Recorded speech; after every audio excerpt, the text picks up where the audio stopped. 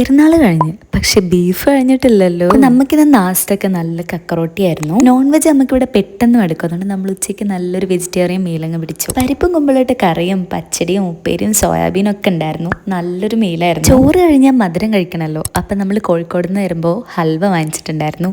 നല്ല കുനാഫ ഹൽവയും ബ്ലാക്ക് ഹൽവ ഒക്കെ ഉണ്ടായിരുന്നു. അത് കഴിഞ്ഞ് വർക്കൗട്ട് ചെയ്യുന്നതിന് മുമ്പ് നമ്മൾ കുറച്ച് പ്ലംസ് കഴിച്ചിട്ടുണ്ടായിരുന്നു. അത് കഴിഞ്ഞ് നമ്മൾ നേരെ ജിമ്മിലേക്ക് പോയി. If I was you, I would cut up my wrist. അങ്ങനെ ആ ഷോ ഒക്കെ കഴിഞ്ഞതിന് ശേഷം നമ്മൾ നേരെ അവിടെ നിന്ന് ഇറങ്ങി സൂപ്പർ മാർക്കറ്റിലേക്ക് പോയി. അവിടെ നിന്ന് 2 യോഗട്ടും കുറച്ച് ഫ്രൂട്ട്സ് ഒക്കെ വാങ്ങിച്ചു. അങ്ങനെ നമ്മൾ വീട്ടിലേക്ക് നടക്ക് നല്ല മഴക്കാർ വരുന്നുണ്ടായിരുന്നു. നല്ല തണുത്ത കാറ്റൊക്കെ വീശുന്നുണ്ടായിരുന്നു. വീട്ടിലെത്തി ഉടനെ നമ്മൾ ഫ്രഷായി ഫുഡ് കഴിക്കാനിരുന്നു. യോഗട്ടും പിന്നെ ചക്ക കൊണ്ടിരുന്നിട്ടുണ്ടായിരുന്നു, അതും കൂടി കഴിച്ചു.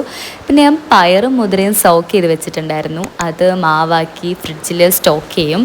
എന്നിട്ട് രാവിലെ ദോശയൊക്കെ ആക്കി കഴിക്കുക ചെയ്യുക. അതാകുമ്പോൾ പ്രോട്ടീൻ റിച്ച് ആണല്ലോ.